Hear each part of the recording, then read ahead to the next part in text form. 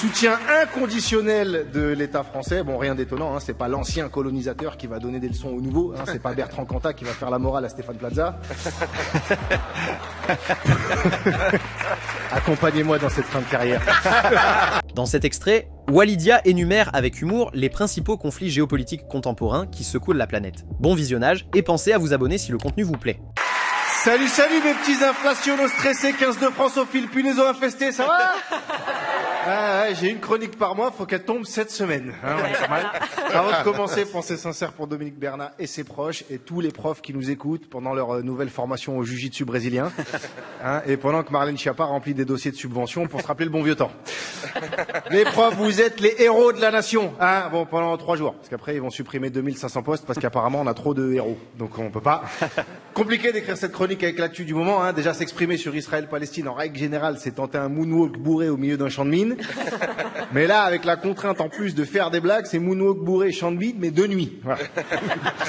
Est-ce que l'humour a sa place avec tout ce qui se passe en ce moment, hein? Parce que là, les seuls qui se tapent des barres sur le conflit, c'est les marchands d'armes. Hein? Ils vendent la mort, mais devant leur chiffre d'affaires, ils sont morts de rire. Hein? Même Bernard Arnault, il commence à se demander pourquoi ils s'emmerdent avec des sacs et des parfums. Donc, je vais commencer par répondre à la question que tout le monde se pose sur la situation israélo-palestinienne. Quelles sont les positions de Omar Sy et de Mbappé? Allez, Ruquier et Hanouna, ils veulent savoir. Hein. Ils veulent savoir ce qu'en pensent les Noirs, les personnalités préférées des Français.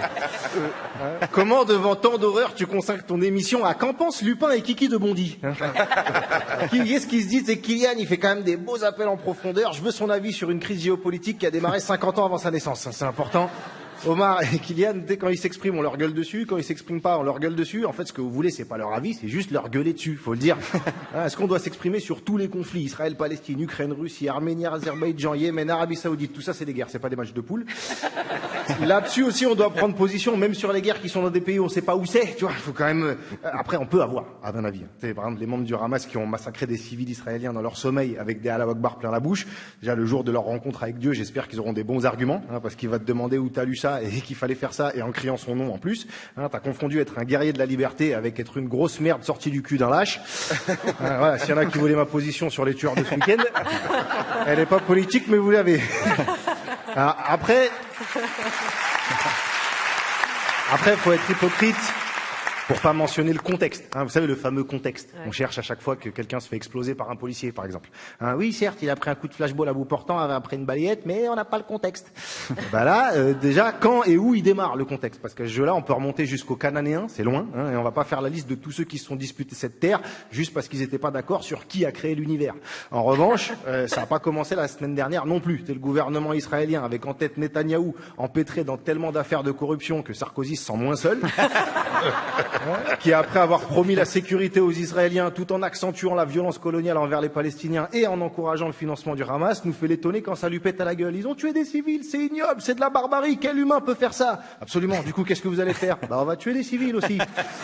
Mais nous, c'est une réponse, d'accord. Quand est-ce que t'estimes que t'auras répondu? Il y a un score, il y a un barème, tu te dis, dans le doute, je les tue tous. Il y a plus de 700 enfants morts, à 2000, on tape dans la main, on se dit qu'il y a match nul, accompagné d'une musique qui nous chante que les civils de Gaza seraient complices du Hamas, mais c'est lesquels les complices? Hein, c'est ceux qui sont écrasés sous les bâtiments, ceux que le Hamas retient pour en faire des boucliers humains, ceux qui sont brûlés au phosphore ou ceux qui peuvent pas sortir de Gaza puisqu'autour il y a des putains de barrières. Si je dois choisir un camp, ce sera toujours celui des civils, quel qu'il soit. Moi je pense qu'une vie innocente vaut une vie innocente, je fais pas de différence, j'ai pas l'érudition de Raphaël Enthoven.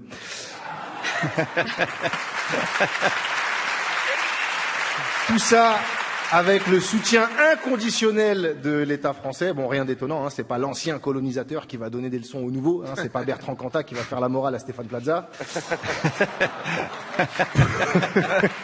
Accompagnez-moi dans cette fin de carrière. Pour vous dire à quel niveau politique on se situe, aujourd'hui on a l'extrême droite qui essaie de nous faire croire qu'elle se soucie des Juifs de France. Hein, ça c'est compter sur un cobra pour vous faire du bouche à bouche, faut pas le faire.